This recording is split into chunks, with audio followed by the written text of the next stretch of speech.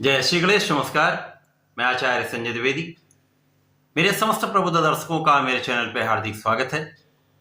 आज मैं तुला राशि का अप्रैल माह का मासिक राशिफल लेकर आपके सम्मुख उपस्थित हूँ। अप्रैल माह में जो ग्रहों की स्थितियां हैं तथा जो ग्रहों के परिवर्तन होंगे और तुला राशि के जातकों के लिए किस प्रकार का परिणाम देने वाले हैं, कहाँ पर कौन सा भाव प्रबल होने वाला है, कितना लाभ ले पाएंगे, कहाँ पर समस्या आ सकती है, उसका क्या निराकरण, संपूर्ण विश्लेषण मैं पूर्ण तरीके के साथ करने जा रहा हूं। प्रिय दर्शकों, ये राशिफल आपके चंद्र राशि पर आधारित है, अर्थात आपकी जन्म कुंडली में यदि 7 नंबर में चंद्रमा है तो आपकी तुला राशि है। प्रारंभिक समय में जो ग्रहों की स्थितियां वो इस प्रकार होंगी। आपके तृतीय भाव में चंद्रमा होंगे प्रारंभिक समय में। आपके पंचम भाव में शनि मंगल का युति प्रभाव चल रहा है। षष्ठम भाव में त्रिग्रही योग हुआ, जहां पर राहु शुक्राचार्य तथा सूर्यदेव होंगे।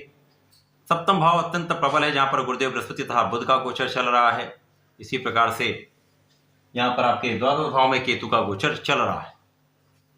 यहां पर इस माह में कुछ ग्रहों के बहुत सकारात्मक राजयोग बन रहे हैं, परंतु कुछ भयंकर योग भी बन रहे हैं। राहु के कारण इस माह में सूर्य भी दूषित होंगे, ग्रहण दोष लगेगा।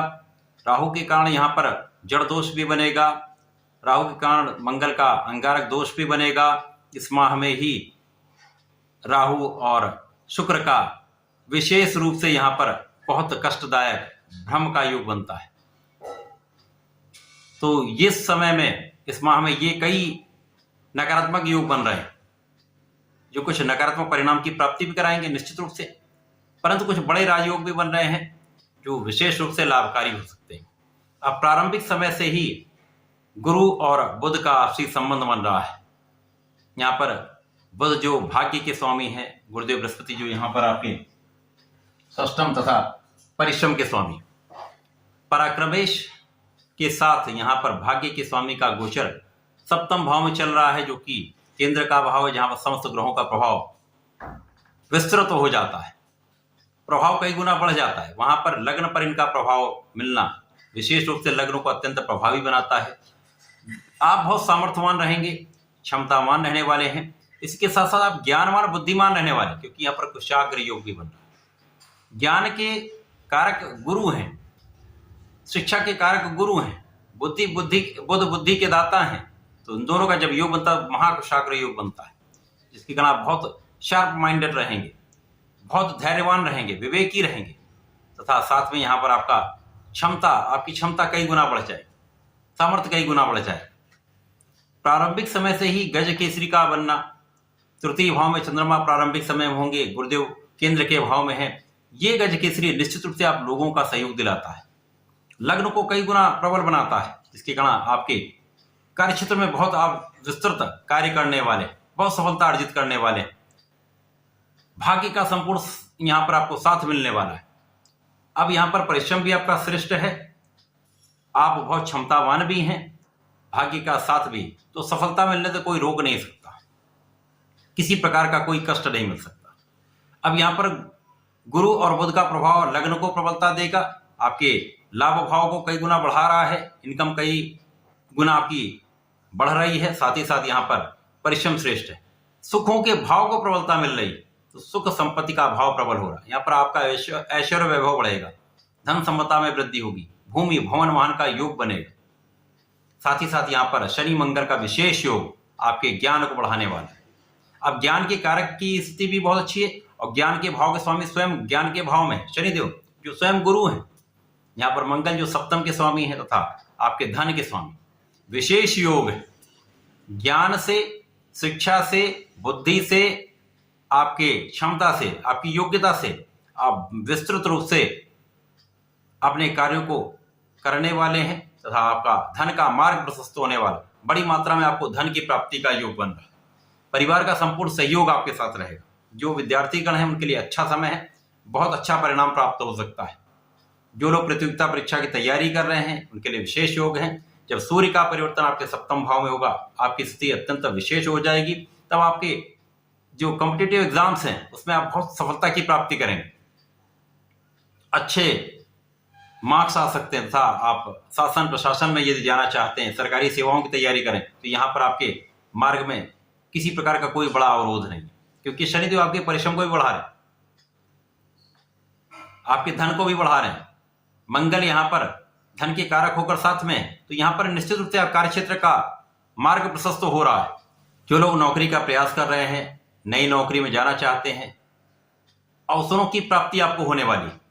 यहां पर विशेष रूप से आपका दसम भाव भी विशेष है, जहां पर गुरु और बुध का प्रभाव संपूर्ण रूप से इस भाव को कई गुना बढ़ाने वाला है। तो अवसर भी आपको अच्छे मिलेंगे, अच्छी अपॉर्चुनिटी आपको प्राप्त होने वाली, जहां पर आप सफल भी रहने वाले हैं। या जिस कार्य क्षेत्र में है, जिस प्रोफेशन में है, जिस व्यापार में है, उसकी वृद्धि होने वाली है।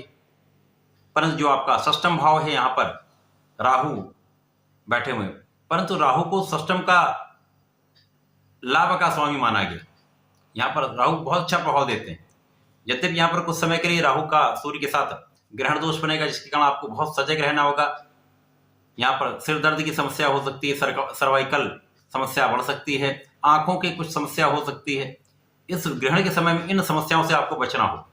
परंतु यहां पर राहु और सूर्य का प्रभाव विशेष रूप से आपको कानूनी समस्या में विजय दिलाने वाला हो।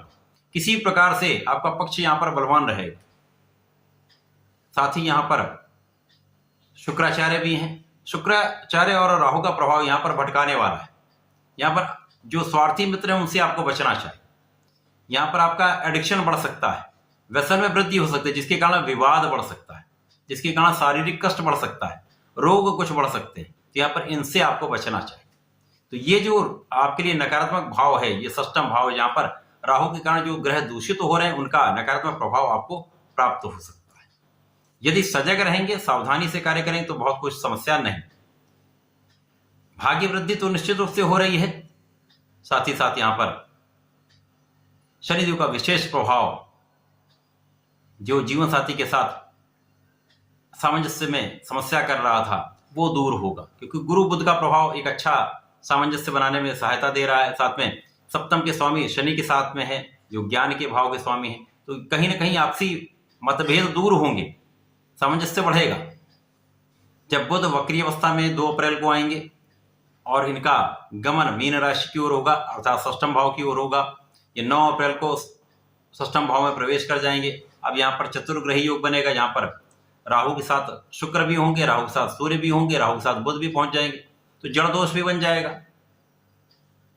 अब यहां पर राहु और बुध का प्रभाव निश्चित रूप से शारीरिक समस्याओं में आपको एलर्जी की समस्या देगा, स्किन डिजीज दे सकता है। यहां पर आपको सजग, मौसम के जो रोग हैं वहां से आप पीड़ित हो सकते हैं, तो इससे बचना चाहिए। वाणी यहां पर बहुत कष्टकारी हो सकती है। वाणी में व्यंग्यात्मक भाव आ सकता है, बहुत ब्लंटली आप बोलेंगे तो बहुत कष्ट हो सकता है, जिसके कारण विवाद बढ़ सकते हैं। तो यहां पर वाणी पर तो संपूर्ण नियंत्रण आपको रखना हो। जो भी विवाद होगा वो आपके वाणी के कारण ही होगा। विशेष रूप से यहां पर बहनों के साथ सामंजस्य उतना अच्छा नहीं रहता है, विवाद हो सकता है, तो यहां पर आपको बचना चाहिए।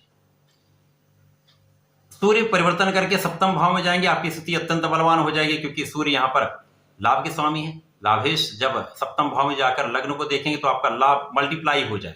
जितना आपको लाभ मिल रहा है उससे कई गुना आपको लाभ मिलना प्रारंभ हो जाए। शारीरिक समस्याएं भी दूर होंगी। सरकारी तंत्र से, शासन प्रशासन से एक अच्छा लाभ ले पाएंगे। सरकारी सेवाओं में है तो एक पद की प्राप्ति हो सकती है।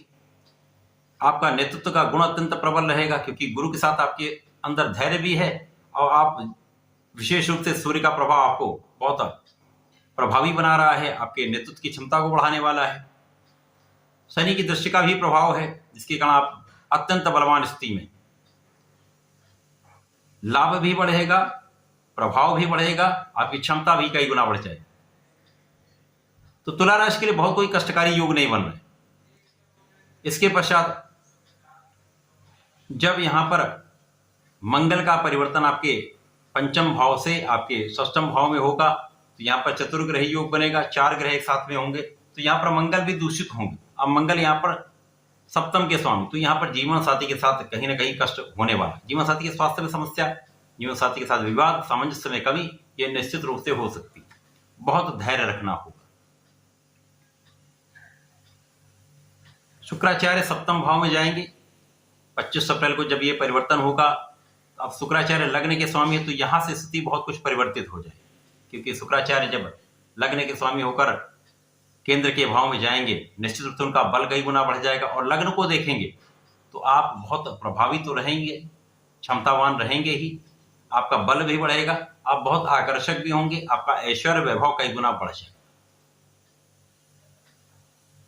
अब यहां पर लग्नेश लाभेश का गोचर एक साथ में है, जो प्रबल रूप से लाभदायी आपके लिए होने वाला है। जो शारीरिक कष्ट है वो भी दूर होंगे, जो आपसी सामंजस्य में कमी आ रही थी वो भी दूर होगी, जो लोग साझेदारी में काम कर रहे हैं उसमें प्रगति हो जाएगी। आपके गुणों के कारण, आपकी योग्यता के कारण आपके व्यवसाय में आपको सफलता मिलेगी, आपके क्षमता के कारण, आपके विशेष प्रभाव के कारण, आपके विशेष एबिलिटीज के कारण आपके कार्य क्षेत्र में कई गुना आपको लाभ मिलने लगेगा। वहां पर आपका कार्य सराहा जाएगा, आपके लिए यश का योग बन जाएगा, आपका नाम दूर दूर तक फैलेगा। ये विशेष योग बन रहा है इस माह। कुछ प्रारंभिक समय में कुछ जो कष्टकारी स्थितियां हैं उनसे बचना चाहिए, जीवन साथी के स्वास्थ्य का ध्यान रखना चाहिए, वाणी पर पूर्ण रूप से नियंत्रण रखना चाहिए। तो इस माह में बहुत बड़ा कष्ट तुला राशि के लिए नहीं, कुछ समझदारी से कार्य करेंगे तो इस माह में विशेष लाभ भी नहीं। तुला राशि के जातकों को नियमित रूप से भगवान भोलेनाथ पर जलार्चन करना चाहिए। प्रत्येक शुक्रवार को यदि दही से अभिषेक करते हैं था श्वेत चंदन का अर्पण करते हैं तो निश्चित रूप से बड़ा लाभ आप ले पाएंगे, कष्टों की भी कमी होगी, प्रगति भी होगी, सफलता की प्राप्ति भी होगी। तो ऐसा करके समय का लाभ लें। धन्यवाद, नमस्कार।